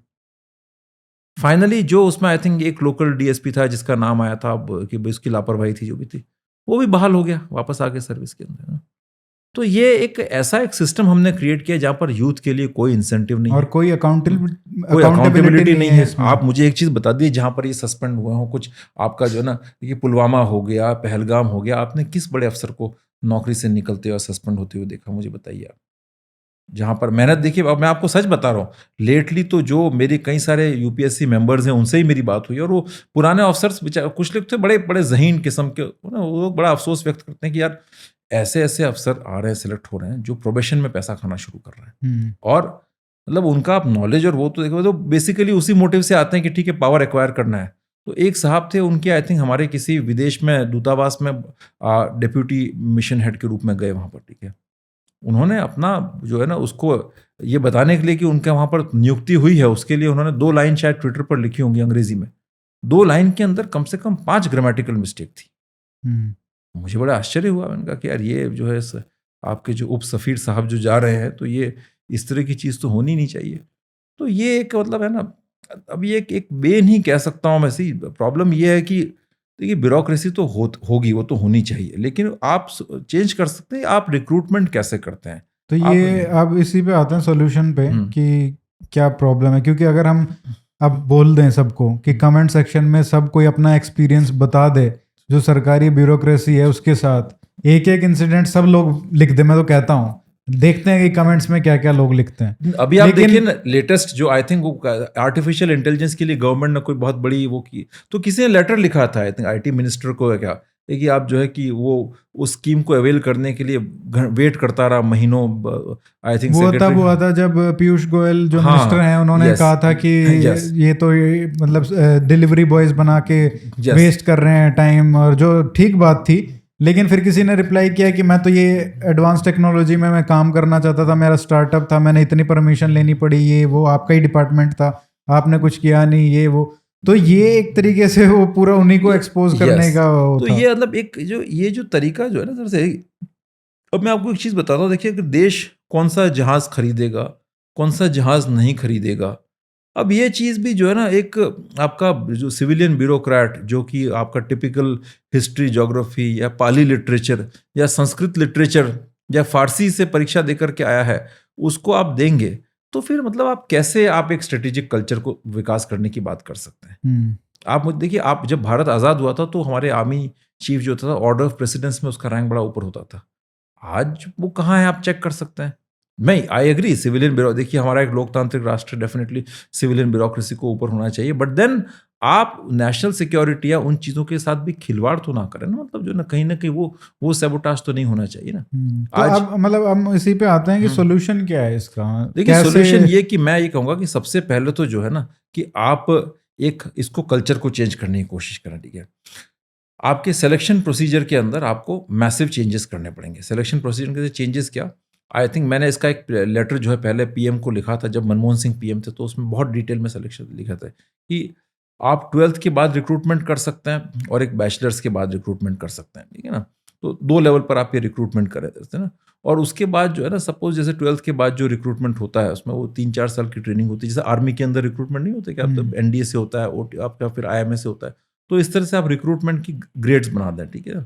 फिर जो है रिक्रूटमेंट आप ये करें कि जो 3 लेवल पर रिक्रूटमेंट है, 3-4 लेवल पर भी, कांस्टेबल पर होता है, जैसे आपका पुलिस हो गया है, तो फिर उसके बाद आपका एसआई पर होता है, फिर डीएसपी पर होता है, फिर आईपीएस पर। आई थिंक ये करने के बजाय मुझे लगता है कि आप जो है ना 2 लेवल पर करें। स्टेट्स के अंदर जो है ना, आप जो है इंस्पेक्टर लेवल के रिक्रूटमेंट वहाँ पर रखें, और बाकी जो रिक्रूटमेंट करें वो डीएसपी लेवल से जो करते हैं ना, वो एक ऑल इंडिया रिक्रूटमेंट करें। और फिर मैं ये मानता हूँ कि जो प्रमोशंस, वो उस तरह का एक आर्टिफिशियल डिस्टिंक्शन जो आप क्रिएट करते हैं ना, उससे क्या है, कैडर मैनेजमेंट भी खराब हो गया है। पहले क्या था कि जो स्टेट पुलिस सर्विसेज में जो होते थे, ये था कि वो 8 साल के अंदर आईपीएस में आ जाएंगे, आईएएस में आ जाएंगे। अब वो रहा नहीं, बिकॉज उससे कैडर मैनेजमेंट बड़ा डैमेज हो गया है ना। तो उस चीज़ को भी नलीफाई करने के लिए आप एक रिक्रूटमेंट डीएसपी लेवल पर करें, ठीक है। और उसमें फिर ये कि जो अपनी उसके फिर आप जो प्रमोशंस वगैरह करते हैं ना, टाइम बाउंड प्रमोशंस वाला सिलसिला बंद करके कुछ थोड़ा एक मेरिट का भी एलिमेंट लेकर के आप उसके अंदर आए, ठीक है ना। वो चीज़ आपके लिए करना जरूरी मेरिट का तो बात ही मत करो अब देश फिर में। हाँ, फिर अभी तो जो लेटरल एंट्री हो रही है उसमें भी 10 पोस्ट निकाली थी, उसमें देश में हाहाकार हो गया कि रिजर्वेशन बंद कर दी ना। वो तो 10 ही पोस्ट थी। मैं तो बता रहा हूँ अगर 1000 निकलेंगी कल तो उसमें 10 में ही रिजर्वेशन मांग ली है। तो अब वो तो मेरिट की बात मत करो, आप बस ये बात करो कि कैसे ये नहीं, देखिए, मैं तो आपने मुझसे सॉल्यूशन पूछा तो मैं एक ओवरऑल होलिस्टिक प्रैक्टिकल सॉल्यूशन भी होना चाहिए। Merit is very impractical. नहीं, देखिए, मतलब वो मैं मानता हूँ, ठीक है, एफर्मेटिव एक्शन, मैं नहीं कहता कि एफर्मेटिव एक्शन आप पूरा वो बंद कर दें, ठीक है, लेकिन उसके अंदर भी आप इंश्योर करें कि कहीं ना कहीं there has to be some level, ठीक है। फिर आप इस लेवल पर रिक्रूटमेंट करें, और फिर जो है जो ये जो होते हैं रिक्रूटमेंट्स, उसके अंदर आप उनको कुछ थोड़ा फील्ड एक्सपीरियंस ज़्यादा उनके लिए रखें। मैं ये कहता हूँ कि हमेशा जो आईएएस आईपीएस में सेलेक्ट होते हैं ना, इनका साल या 2 साल में एक बार बॉर्डर अटैचमेंट जरूर रखें। एक महीना आपको बॉर्डर पर रह करके आना है, ठीक है ना। सभी ब्यूरोक्रेट्स हो गया कि 2 साल के अंदर एक बार जो कभी आप तवांग में रह करके आइए, कभी वहाँ रह करके 2 साल में एक, क्योंकि उससे फिर क्या नेशनलिज्म आता है, क्योंकि आपको पता चलता है ना कि हमारे जवान कैसे रह रहे हैं, हम यहाँ कैसे रह रहे हैं, क्या आप ये चीज़ करेंगे, ठीक है। उसके अलावा फिर आप जो है ये जो हमने सिस्टम कर रखा है ना, कि ये मतलब आधा चार्म तो लोगों का ये फ्यूडल जो सिंबल्स दिखते हैं ना, उसको लेकर के, बड़े बड़े बंगले, बड़ी बड़ी गाड़ियाँ, आई थिंक कहीं ना कहीं आपको इन चीज़ों को चेंज करना चाहिए। अब मॉडर्न सिस्टम्स के अंदर जो है ना, फिर से यू डोंट नीड दैट, वो जो बहुत बड़े बड़े कॉलोनियल टाइप के हाउसेज हैं कलेक्टर्स के लिए, एसपी के लिए, उसके साथ साथ गाड़ियां ये सब का ये सब, इसके साथ साथ आपको ये इनकी पावर भी तो कम करनी पड़ेगी। वो उस पर आता हूँ मैं। पहले आप जो है ना, इससे आप इन सिंबल्स को आप टारगेट करें, ठीक है। सिंबल्स को आप एक फ्लैट सिस्टम क्रिएट कर दें, आप जो है ना गाड़ी और इन सब चीज़ों की रिसोर्सेज का जो वेस्टेज है उसको आप क्लियर करें, तो फिर लोगों में इसका अपने आप जो है ना सर से जो इन चीज़ों के लिए आते थे उनमें अट्रैक्शन कम होगा। फिर बात आई पावर्स की। पावर्स में आप डिजिटलाइजेशन शुरू करें, ठीक है। उसके बाद सपोज जो है जो एनवायरमेंट, सपोज अलग अलग डिपार्टमेंट, जैसे हेल्थ का इशू है, ठीक है, हेल्थ के अंदर अब CMHO है, वो भी आपका कलेक्टर को रिपोर्ट करता है। आप पब्लिक हेल्थ प्रोफेशनल्स को क्यों नहीं लेकर के आते? पब्लिक हेल्थ प्रोफेशनल्स इन चीज़ों को देखें, उनको आप एम्पावर करें और फिर वो डिसीजन लें, उनको आप किसी पोजीशन पर लें आकर के, जो कि हॉस्पिटल्स को मैनेज करें। हर चीज़ के लिए जो है इनके पास अब UIT जो है, अब जो आपकी जो होती है हर डिस्ट्रिक्ट के अंदर, या जो म्यूनिसिपल कॉर्पोरेशन, जो डेवलपमेंट कॉर्पोरेशन होते हैं, जिनका काम होता है ये ज़मीनों की रजिस्ट्री करना वगैरह, ये करप्शन के गढ़ बने हुए हैं, मैं आपको बता, ठीक है, करप्शन के गढ़ बने हुए हैं। कोई हिसाब किताब नहीं है, सिर्फ दलालियां चल रही हैं वहाँ पर। और जो जिले के कलेक्टर SP जो होते हैं, कलेक्टर्स मोस्टली, और आपकी जो SDM वगैरह, वो इनसे इतना पैसा कमाते हैं, बेइंतहा पैसा कमा रहे हैं, ठीक है। आप हमारे स्टेट के अंदर आप आएंगे तो वहाँ पर थानेदार से लेकर बड़े बड़े, मतलब जो कहते हैं जो अफसर वगैरह, सब बेइंतहा पैसा, कोई होटल बना रहा है, कोई क्या कर रहा है, कोई क्या कर रहा है। तो ये सब पैसा कहाँ से आ रहा है? तो आप जो है इन चीज़ों का डिजिटाइजेशन शुरू करें, डिजिटल वो चीज़ें लेकर के आना, से इनको डिवीजन होना चाहिए इधर से। फिर आप सपोज जो है, जो कई सारे जो एनवायरमेंटल रिलेटेड इश्यूज हैं, हर चीज़ की परमिशन अल्टीमेटली एक आदमी पर जाकर के अटकती है। आप अगर एक्सपर्ट्स बाहर से लेकर के आएंगे तो फिर अपने आप ये चीज़ें कम होंगी। यू गेट इंटर्न्स, जो क्वालिफाइड इंटर्न्स है भाई, कि मैं तो ये कहता हूँ कि पब्लिक पॉलिसी के लोग इतना यहाँ पर कोर्सेज चलते हैं कंट्री के अंदर, आप उनको लेकर के आए उन इंटर्न्स को, वो इनमें जब काम करेंगे। और मैं तो ये भी कहता हूँ कि वो जब एंट्री लेवल पर आते हैं ना, क्या उनके लिए भी, अगर वो सपोज उस डिपार्टमेंट में कंटिन्यू करते हैं, तो उनके लिए भी आप वो ऑप्शन खोल दीजिए कि अगर वो कहते हैं तो वो भी आपका कलेक्टर बन सकता है, या उसके ऊपर जाकर के डिवीजनल कमिश्नर, वो आप खोल दीजिए। फिर हायर लेवल पर आप लेटरल एंट्री करें, आप जॉइंट सेक्रेटरी उसके लेवल पर जो है, वहां पर आप लेटरल एंट्री शुरू कर दें। सेंट्रल गवर्नमेंट में जो सेक्रेटरी और वहां पर आप लेटरल एंट्री शुरू करके एक्सपर्ट्स को लाना शुरू कर दें। या अगर सपोज आप एक्सपर्ट्स नहीं लेके आते हैं, ये ब्यूरोक्रेट्स आते हैं, तो फिर आप एक एडवाइजर्स की कमेटी लेकर के आए, टीम ऑफ एडवाइजर्स, उनको आप एम्पावर करें। ये नहीं कि वो बेचारे ऑफिस के लिए और स्टेशनरी के लिए जो है हाथ पांव जोड़ रहे हैं, भीख मांग रहे हैं। लेकिन ये तभी होगा जब आप एक साथ 10,000 20,000 की रिक्रूटमेंट करोगे, 50,000 की रिक्रूटमेंट। आप शुरुआत तो करें कहीं से। शुरुआत नहीं होने देंगे ना, 10, 100, 500, 1000 पे नहीं करने देंगे ये लोग। वही तो प्रैक्टिकल प्रॉब्लम है कि अगर वो लोग एंट्री भी करेंगे तो उनको काम नहीं करने देंगे। जब तक आप इनकी मेजोरिटी और जो इनका वो है, उसके लिए पॉलिटिकल, देखिए मैं एक बात कहूँ, पॉलिटिकल लीडरशिप को जो काम नहीं करने देता है, ऐसे कुछ लोगों को आइडेंटिफाई करें। देखिए ये लोग डरपोक भी बहुत होते हैं, मैं आपको बता, आपने देख लिया जो अननेसेसरी, आपको इतना तो पता लगाना कोई मुश्किल काम नहीं है, जो अननेसेसरी ऑब्स्ट्रक्शन लगा रहा है, ठीक है, आइडेंटिफाई हो जाता है, आपको तुरंत एक शटअप कॉल देकर के, स्ट्रिक्ट एक्शन लेकर के आप एक मैसेज देते हैं, बाकी सब लोग अपने आप लाइन में आ जाएंगे। और ये इतना मुश्किल नहीं है। ये करप्शन वाली बात जो आपने की, चाहे पुलिस हो, चाहे IAS हो, करप्शन को आप इनको जो है ना, इनको ये जो अनअकाउंटेड एसेट्स हैं, इनको आप तुरंत, नहीं, आप एक मतलब नेशन वाइड एक डिसाइड कर लो ना। आपने बोला था 2014 में कि ना खाऊंगा ना खाने दूंगा, लेकिन अभी हमको पता चल रहा है कि खा तो बहुत रहे हैं, खाने तो दिया जा रहा है, खुल के खाने दिया जा रहा है। बिल्कुल। तो ये एक मतलब नेशन वाइड आप 1000 लोगों को टारगेट करो अक्रॉस ब्यूरोक्रेसी और departments, I am pretty sure कि 1000 लोग तो आप ढूंढ सकते हो जिनका आपका पैसा आप उनको देखो और उनके जो तनख्वाह देखो कितनी है। ऐसे ऐसे करप्ट लोग हैं, मैं आपको बता रहा हूँ, जिनको रिवॉर्ड किया गया, मतलब जो है ना, कोई आपका जो है ना एक्सट्रीम करप्ट आदमी, एरोगेंट आदमी, जिसके क्रेडेंशियल्स खराब, ऐसे आपको बहुत सारे एग्जांपल्स मिल जाएंगे। क्या अब वो है ना, सब मैनेज हो जाते हैं सर, ऐसे कोई तो ऐसे जो जिसके पास जिसने मान लो 100 करोड़ रुपए कमा लिया इस लेवल पे, तो 50 करोड़ शेयर करने में उसको ज्यादा नहीं जाता है। जो भी एक्शन लेगा उसके खिलाफ उसको 50 करोड़ खिला देगा। मैं आपको तो कई सारे तो ऐसे लोग जिनके व्यू पॉइंट्स कंप्लीटली आपके नेशनल इंटरेस्ट से अलाइन नहीं करते हैं। हमारे एक वाइस प्रेसिडेंट हुआ करते थे, जिनके ईरान के किस्से बड़े मशहूर हैं, ठीक है ना, क्या एक्शन हुआ आप मुझे बताइए, उनके खिलाफ क्या एक्शन हुआ? कश्मीर के अंदर एक आई थिंक एक चीफ सेक्रेटरी थे, कई सारे लोग थे, जिन्होंने एक पिटीशन गई थी UN के अंदर कश्मीर के ऊपर, आई थिंक उन पर दस्तखत थे इन लोगों के।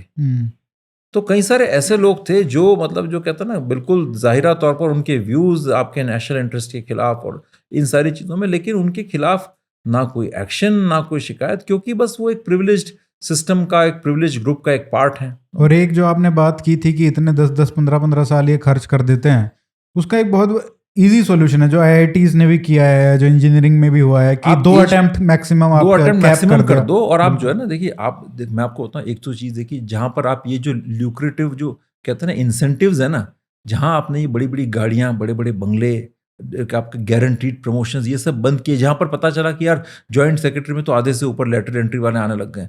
मैं बता रहा हूँ आपका जो है ना, जहाँ कंपटीशन आपने क्रिएट किया, जो वो कहता है जो सिर्फ इसी चीज़ों की लालच की वजह से आ रहा था वो आना ही बंद कर देगा। और वो एक ये भी इंसेंटिव क्रिएट होगा, अच्छा ठीक है उस जगह तो हम किसी एनजीओ में काम करके भी जा सकते हैं। और ये होना भी चाहिए कि आप अगर मतलब कोई भी एंट्री लेवल पे भी आप जा रहे हो, 20-22 साल के लड़के जो बन रहे हैं या IAS, ये तो बिल्कुल नहीं होना चाहिए। आपको कम से कम 5 साल का वर्क एक्सपीरियंस होना चाहिए, किसी भी फील्ड में हो, तब आप पहला एग्जाम दे सकते हो एंट्री लेवल का, तब आप आओ। लेकिन आप अगर करते हो तो देखिए 12th के बाद वाला जो सिस्टम है उसके अंदर फिर आपको वो ट्रेनिंग 4 साल का एक वो मौका मिल जाता है आपको, या तो आप फिर उनको ट्रेनिंग दो उस लेवल का, और नहीं तो आप जस्ट बिल्कुल किसी एंट्री लेवल पर आकर के आप उसको जब डिस्ट्रिक्ट का हेड बना देते हो तो आप you look at the level of power and arrogance which they derive. और एक ही एग्जाम से आप एडमिनिस्ट्रेटिव जॉब के लिए, फॉरेन सर्विस के लिए और पुलिस जॉब के लिए, तीनों के लिए एक एग्जाम कैसे हो सकता है? ऐसे मैं तो आपको बता रहा हूँ, मैंने तो ऐसे देखे हैं अफसर पुलिस में, इतने मुलायम और नाजुक हाथ होते हैं उनके, मतलब पूछिए मत आप क्या। देखिए बात ये कि आप अगर उसमें पुलिस फोर्स में आ रहे हैं या ये आ रहे हैं तो आपका एक टेम्परामेंट होना चाहिए, आपका एक इंटरेस्ट होना चाहिए। अब कोई सपोज कोई इंजीनियर था, कोई डॉक्टर था, कोई CA था जिसका इस साइड में कोई इंटरेस्ट ही नहीं था, अब वो सिर्फ उसकी रैंक उसकी उस तरह से आई, वो इधर आ गए ना, उसको वेपन्स में इंटरेस्ट है। कोई आदमी किसी को फॉरेन पॉलिसी में रत्ती भर का भी इंटरेस्ट नहीं है। IPS लोग तो रोज मतलब मोटरसाइकिल रुकवा के हेलमेट पहनवा रहे हैं लोगों से और रील बना रहे हैं सोशल मीडिया पे। हाँ, अभी सोशल मीडिया रील्स वगैरह, तो ये सारी चीजें जो ना, आपका मतलब प्रोफेशनलिज्म नहीं है ये सारी चीजें। देखिए आप फॉरेन सर्विस में कोई आ रहा है तो आप देखिए, मतलब मैं आपको विदेशों से आप सीखिए, उनके सिस्टम्स देखिए। रशिया का जो अफगानिस्तान हैंडल कर रहा था बंदा, उसका नाम था जमीर काबुलो, वैसे कुछ नाम था, अफगान है, 30 साल तक वो अफगानिस्तान हैंडल कर रहा है। आप हमारे यहाँ पर बताइए, हमारे यहाँ पर इस तरह के एक्सपर्ट जो कहते हैं ना, जो लैंग्वेज जानते हो या उस तरह की अंडरस्टैंडिंग रखते हो, नहीं मिले। कश्मीर के ऊपर नहीं है, मैं आपको बता रहा हूँ। और फिर जो है यही रिटायरमेंट, क्योंकि यहाँ पर एक सीरीज बनी हुई है ना, रिटायरमेंट के बाद फिर इनको यही गवर्नर भी लगना है। अभी आप देख लो मणिपुर में जो क्राइसिस हुआ, मणिपुर में अभी जो गवर्नर भी बने वो भी पहले होम सेक्रेटरी थे। सबको भी यहाँ तो ब्यूरोक्रेसी के बाहर सोच ही नहीं पा रहे हैं। सारा जो सिस्टम, रास्ते जो निकल रहे हैं इसी गंगोत्री, यही तो है, यहीं से तो निकल रही है सारी धाराएं बह रही हैं। गंगोत्री तो प्योर होती है सर। मतलब वो भी तो कुछ और ही नाम देना पड़ेगा, कुछ और ही नाम देना पड़ेगा। गवर्नर भी आप बन रहे हैं, मंत्री भी आप बन रहे हैं, तो फिर से दूसरों के लिए कोई स्कोप नहीं बचा ना। फिर आप ये जो हम जो कहते हैं कि आज भारत के इतने बड़े सिक्योरिटी थ्रेट हैं, फला मुरादाबाद में 500 पाकिस्तानियों की कॉलोनी मिली, क्योंकि ये सब इसलिए होता है क्योंकि आपने एक ऐसा सिस्टम बना रखा है जहाँ पर कोई एडमिनिस्ट्रेशन की, कोई ब्यूरोक्रेसी, कोई अकाउंटेबिलिटी नहीं है। वो सीधा अपना बस, चाहे वो करप्शन करें, चाहे बड़े से बड़ा क्राइम भी कर दें, तब भी पागल लोग भी चल जाते हैं। मैं आपको बता रहा हूँ, ऐसे पागल भी व्यवस्था में रहे हैं। जो अपना एक कश्मीर के अंदर एक साहब थे, IPS ऑफिसर, ठीक है, IG, वो सड़क पर डांस करते हुए, डिस्को डांस करते हुए अपनी रील बना के डालता था, ठीक है। और जो है लिटरली आप यकीन करेंगे, वो उसका कंसर्न से उस स्टेट के DGP से कुछ उसका बहस हुई तो ओपनली पब्लिक, DG बड़े सेंसिबल आदमी थे, उनके साथ बदतमीजी करता था, उनको छोटे, उनको चिढ़ाते हुए नाम उनके बोलता था, he was calling him names, ठीक है। अब वो इस तरह की बदतमीजी चल रही। एक ऐसे ही सन की हमारे स्टेट में भी थे कि इस जमाने के अंदर जो अजीब तरह की हरकतें करना, मतलब जो ना ऐसे सन की भी चल गए, क्या नो। तो यहाँ पर बात यह है कि कोई रिटायर, कोई रिजाइन करता है, उसके रेजिग्नेशन 3-3, 4-4 साल तक एक्सेप्ट नहीं करते हैं। तो ऐसा क्या सैक्रोसैंक्ट ऑर्गेनाइजेशन है, आप मुझे बताओ, कि आपको जो है कोई आपके ऊपर कोई लगाम ही नहीं है हर जगह। और रिटायर हो जाते हैं, उसके बाद एक्सटेंशन पे एक्सटेंशन, कोई किसी नए थॉट प्रोसेस के लिए, बाहर वाले के लिए कोई। तो फिर जो है, आप मुझे बताइए कि आपका क्या स्टेट का जो है ना एक मुआहदा होता है पब्लिक के साथ में, क्या यहाँ तो स्टेट का मुआहदा केवल ये जो 3 टॉप सर्विसेज हैं इनके साथ में, कि भाई स्टेट के जो बेनिफिट्स हैं वो आपको मिलेंगे, सिक्योरिटी आपको मिलेगी, घर पे गनमैन आपको मिलेगा। ये स्टेट का आम सिटीजन के साथ क्या मुआहदा है, उसका बेचारे का लेना देना क्या? तो ये बहुत सारी प्रॉब्लम्स हैं, कुछ सॉल्यूशंस भी बताए हैं हमने। खैर मुझे ज्यादा उम्मीद है नहीं इस पे, नहीं, इन पे मुझे भी ज्यादा उम्मीद नहीं है। तो ये एक तरीके से हमारी रेंट हो गई। नहीं, रेंट नहीं कहूंगा, देखिए मैं इसको रेंट नहीं कहूंगा। सी, मैंने मास्टर्स पब्लिक पॉलिसी में किया है कॉर्नेल से, ठीक है। तो हम तो गवर्नेंस कैसे इंप्रूव करनी है, ठीक है, उन चीज़ों पर शुरू से काम कर। This is not rent. Rent उसको कहते हैं जब आपके अंदर ही होता है कि हम उस सिस्टम का पार्ट क्यों नहीं है, हमें तो उस सिस्टम का पार्ट बनना भी नहीं है, ठीक है। नो, देखिए आपका जो है ना एक, अच्छा, इसमें बहुत लोग जो हैं जो कमेंट करेंगे, उसमें वो लोग कम कमेंट करेंगे। एक तो जो UPSC वाली क्राउड है, जो हो गए हैं सक्सेसफुल और वो कमेंट करेंगे कि तुम लोग तो इसलिए बोल रहे हो कि तुम्हारा हुआ नहीं नहीं हमें सिलेक्शन, उससे कोई लेना देना ही नहीं, वो अलग मैटर है कि हमने कभी दिया ही नहीं एग्जाम। हाँ, लेकिन उससे भी ज्यादा लोग वो होते हैं जिन्होंने बहुत अटेम्प्ट्स दिए और हुआ नहीं, तो वो एक बहुत बड़ी कम्युनिटी है जो इस टाइप के क्रिटिसिज्म को, जो आईएएस ऑफिसर्स है, आईपीएस ऑफिसर्स है, आईएफएस ऑफिसर्स है, उनसे भी ज्यादा सीरियसली पर्सनली लेती है। ये बहुत अजीब फिनोमेना है। वही तो मैं कह रहा हूँ, देखिए इन चीजों को पर्सनली लेने की कोई जरूरत नहीं है। मैं इन चीजों को देखता हूँ एज एन एनालिस्ट। बात है देखिए, सिर्फ मेरे लिए तो मैं यूएन में भी काम करता था, ठीक है, मैं बाहर के सिस्टम्स को भी स्टडी करता हूँ। कई सारे फॉरेन डिप्लोमेट्स हमारे दोस्त हैं, हम उनसे पूछते हैं कि भाई वो कैसे रिक्रूट करते हैं, आपके यहाँ पर पॉलिसी मेकिंग क्या होती है। By heart I am a researcher, हमें तो मजा आता है। देखिए मैं कहता हूँ कि आदमी का जो टेम्परामेंट है उसको काम करना चाहिए। अगर आज मुझे कोई ये कहे कि आप फिशरीज सेक्रेटरी बन जाओ, मैं मतलब उसकी मैं शक्ल भी नहीं देखूंगा कभी। कोई क्या आज मुझे ये कहेगा कि आप जो है जा करके फला इंडस्ट्री सेक्रेटरी बनकर, मेरी स्किल्स ही नहीं है। मेरी स्किल्स हैं सिक्योरिटी और आपके जो जियोपॉलिटिकल इश्यूज है उनमें रिसर्च करना। ऑर्गेनाइजेशन ये मैं चला रहा हूँ, थिंक टैंक जियोपॉलिटिक्स, मैं उसमें काम करूंगा, ठीक है। तो आई थिंक मुझे लगता है कि ये जो इस तरह की कोई अगर कहता है कि ये रेंटिंग है या फिर कोई इस तरह कंप्लेंट करेंगे, तो वो उनका एक बहुत छोटा मायोपिक व्यू है। नहीं रेंट ये उस सेंस में हो गई जो मैं कह रहा था कि भाई अगर इसको मतलब हमने जो और चीजों पे बात करते हैं, जैसे कश्मीर हो गया, नेशनल सिक्योरिटी हो गया, उसमें हमको फिर भी उम्मीद है कि हमारी बात कोई सुन लेगा, कोई सरकार में उसको इम्प्लीमेंट भी कर देगा। बट ये एक ऐसा है कि ये तो चांद मांग लिया जैसे। तो हम तो मांगे। देखिए मैं तो कहता हूं, मैं किसी भी विषय पर बात करता हूं, मैं ये सोच के बात करता ही नहीं हूं कि मेरी बात को कोई सुनेगा या कोई इंप्लीमेंट करेगा। इस वक्त मेरा सिर्फ इतना सा रोल है कि मुझे अरिहंत ने इनवाइट किया है, मेरे पास किसी सब्जेक्ट पर कुछ शेयर करने के लिए इनसाइट्स हैं, थॉट्स हैं, जो मेरे अध्ययन से, मेरे फील्ड एक्सपीरियंस से आए। तो इस वक्त मेरा सिर्फ इतना मैंडेट और इतना ब्रीफ है कि आपने जो मुझसे सवाल किया उस सवाल का मैं जवाब दूं। उसके बियॉन्ड ये जवाब कहाँ जाता है, किसको कैसे इंपैक्ट करता है, उससे मुझे रत्ती भर का भी फर्क नहीं पड़ता। और मैं उसमें इंटरेस्टेड भी नहीं हूँ, ठीक है। मैं तो मुझे since I am a public policy professional, मैं तो ऐसे ऐसे सिस्टम हमने देखे यूएस के अंदर, वहां पर जैसे वहां एक ईपीए करके बॉडी थी, एनवायरमेंटल प्रोटेक्शन एजेंसी, जो कॉर्नेल से या सिरक्यूज से masters in public policy with specialisation environment करता था, वो वहां पर वॉक इन इंटरव्यूज देने जाते थे, उनको एज एन एनालिस्ट ले लेते थे। वहां पर सीआईए वाले आते थे, यूनिवर्सिटीज के अंदर से रिक्रूट करके जाते थे, ठीक है।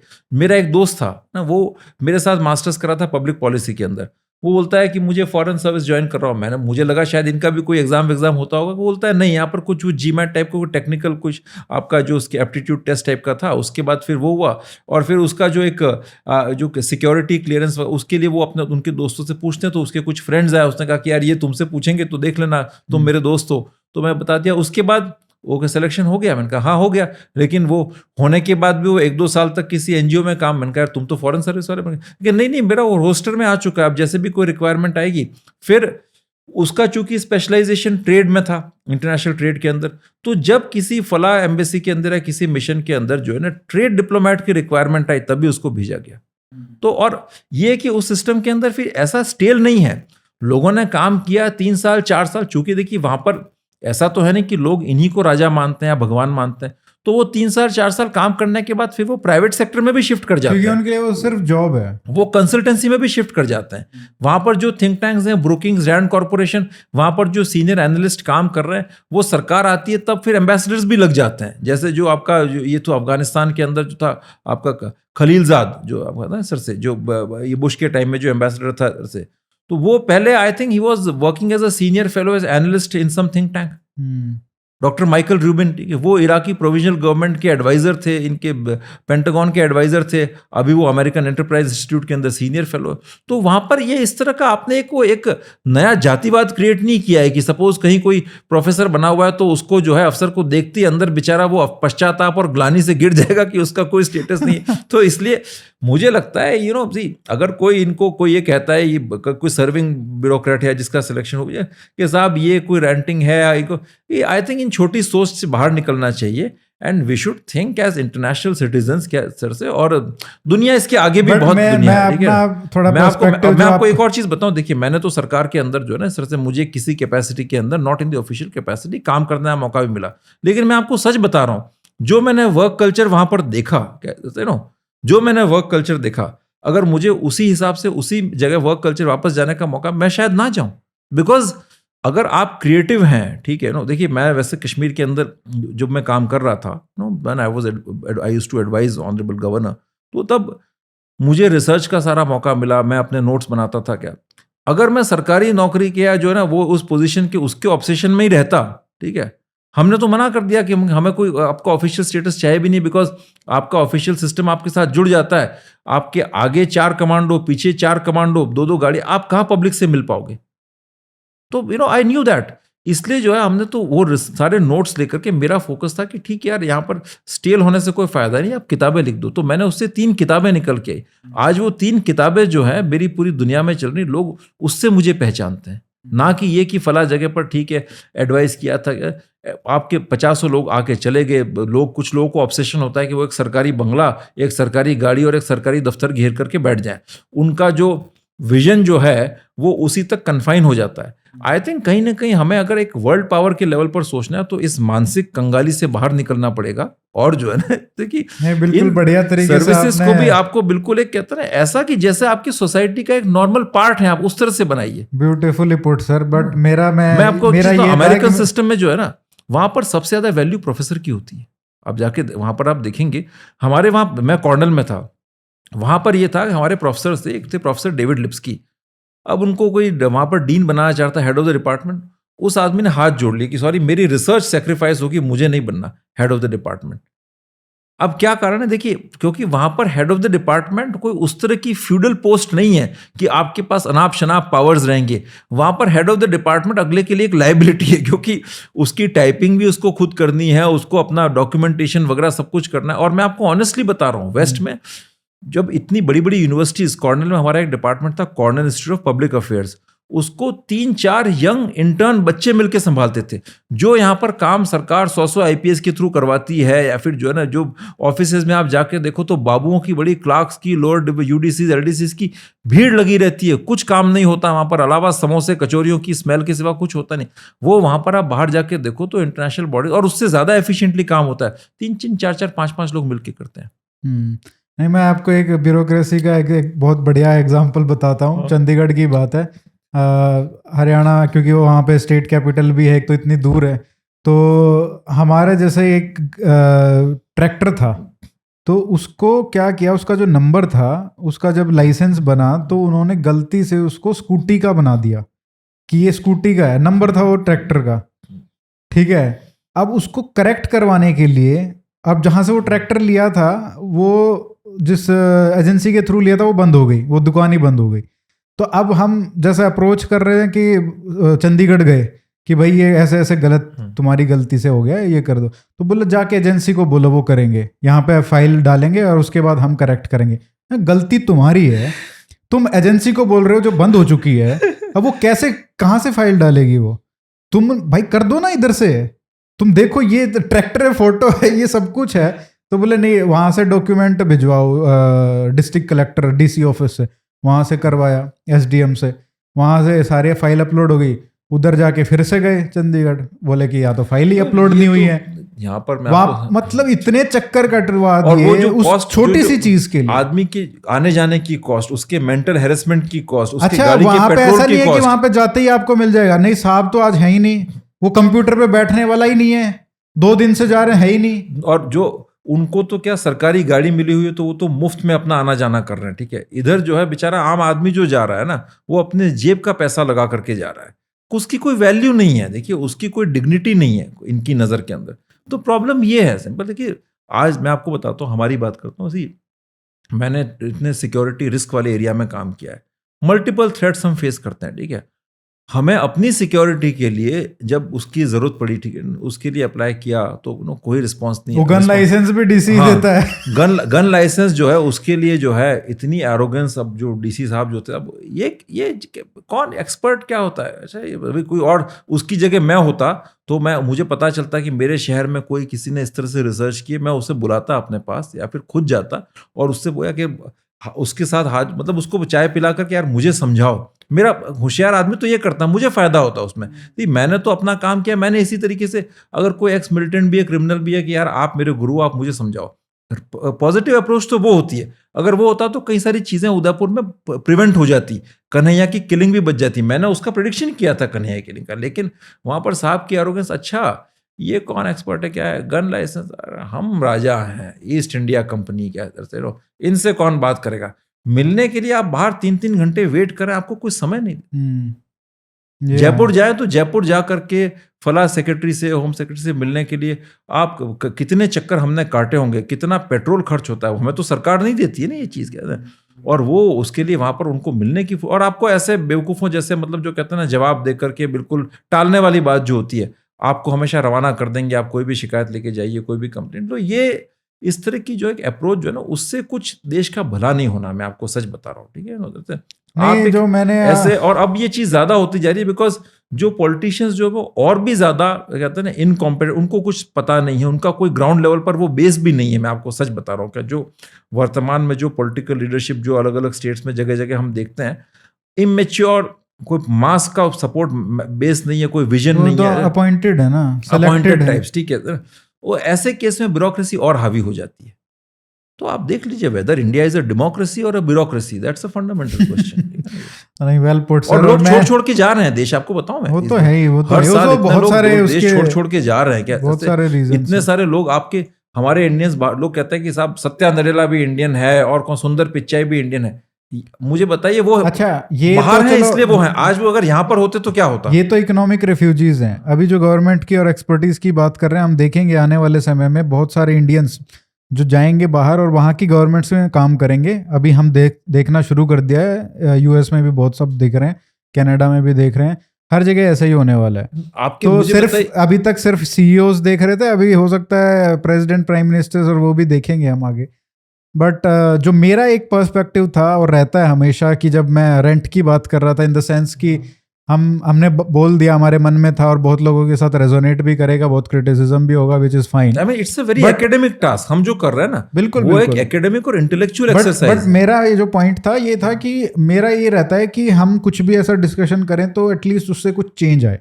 yes. तो ये एक एफर्ट रहता है, मेरा एक इंटेंशन रहती है कि अदरवाइज मतलब बातें तो सब कर ही रहे हैं, तो उस मामले में मैं हमेशा भगवान कृष्ण ने जो कहा है, हाँ वो भी ठीक है, वो भी ठीक है। आप अपना कर्म करिए, चेंज जब आना होगा तब अपने आप आ जाएगा, ठीक है। तो मैंने ये चीज सीखी है कि आई थिंक इंसान को अपने जो मेन जो टास्क होता है उसके बियॉन्ड हमें ज्यादा सोचना भी। मेरा टास्क है, फिर हम फल की इच्छा नहीं करते हैं। हाँ, हमने फल अपना को काम कर दिया, उससे ज्यादा फल की मिलने के चांसेस। देखिए बात ये कि ठीक है, अगर इफ आई एम रिसर्चिंग, तो मेरा टास्क है कि मैं एक बेहतरीन क्वालिटी की रिसर्च में लेकर के आऊँ, ठीक है, ऐसा ना, और एक्सीलेंट उसमें न्यूएंसेस हों, उसके अंदर कई सारे जो लेयर्ड एस्पेक्ट्स हैं चाहे सिक्योरिटी के, उसको हम लेकर के आएँ, उस पर बात करें, और बिना डर के बेझिझक होकर बात करें। किसी को खुश करने के लिए बात नहीं करें, किसी पद की लालसा से या किसी आकांक्षा से बात नहीं करें। देखिए आपने मुझे देखा होगा, मैं तो गवर्नमेंट के अंदर चूंकि हमने काम भी किया, मेरी आइडियोलॉजी भी जो है इस तरह से नेशनल सिक्योरिटी इश्यूज को लेकर के इतनी टफ रहती है, फिर भी मैं इतना क्रिटिकल रहता हूँ, ठीक है। क्योंकि अगर हमारे मन में कोई इस तरह की बात होती कि नहीं हमें कोई ये पद चाहिए, तो हम कोई चाटुकारितापूर्ण बात करते, मंत्रियों के पास जा करके कॉल ऑन करने जाते। लेकिन आपने मुझे देखा, हमने तो ऐसा कुछ किया नहीं, क्योंकि हमारा बिल्कुल, देखिए मैं मानता हूँ कि जीवन बड़ा सहज और सरल होना चाहिए, और वो उसी से हो सकता है। आप ईश्वर में, आपका जो भी गुरु है उसमें विश्वास करते हो, अपना काम करते हुए चले। जो प्राप्त होना है, नहीं प्राप्त होना है, ये सब तो नहीं। हमारे जो बैंक्रप्सी है जो पब्लिक डिस्कोर्स में, वो भी इसीलिए जब से ज़्यादा है कि, और इंस्टीट्यूशंस भी कमज़ोर इसलिए हो रहे हैं कि सब लोग जो उसमें काम कर रहे हैं उनकी बस लालसा है कि नेक्स्ट मुझे क्या मिलेगा। यस, आप उसका एक और इम्पैक्ट मैं आपको बताऊं। आज आप देखिए ऐसी मैं बताता हूँ, मुस्लिम सोसाइटी के अंदर किसी के अंदर इस तरह की कंगाली नहीं है कि सरकारी नौकरियों के लिए आप भीख मांगते रहो। वो ज़्यादा एंटरप्रेन्योरियल सिस्टम है उनके अंदर। जो आपके जो मैकेनिक हैं, जो छोटे छोटे काम है, वो सब लोग करते हैं, बड़ी उससे करते हैं। तो उनकी मोनोपोली भी हो गई है उसमें। मोनोपोली हो गई है। फिर बड़ा वॉरियर लाइक इंस्टिंक्ट्स हैं, जो, क्योंकि बात यह कि वो 12 साल तक अगर आप भिक्षावृत्ति करते हैं, ज्योतिषियों के चक्कर काटते हुए, क्या तरह से पूजा पाठ करवाते हुए, कहीं कुछ मिल जाए कर जाए, तो अंदर से आप बड़े वीक हो जाते हैं, आप बड़े कमज़ोर हो जाते हैं। और अब तो आप देखेंगे जब से ये जो जितना जो पावर बढ़ा, जो सो कॉल्ड मार्शल रेसेस थी हिंदू कम्युनिटी के अंदर, जैसे कि जाट, विश्नोई, जो सो कॉल्ड इस तरह की जो ट्रेड्स वाले लोग थे, वो सारे के सारे उन कम्युनिटीज़ के लोग, यादव्स वगैरह, ये सब लोग अब जा करके अपना सिविल सेवा की तैयारियां करना, ये करना, तो उनके जो ओरिजिनल जो रूट्स जो थे वो खत्म होते जा रहे हैं।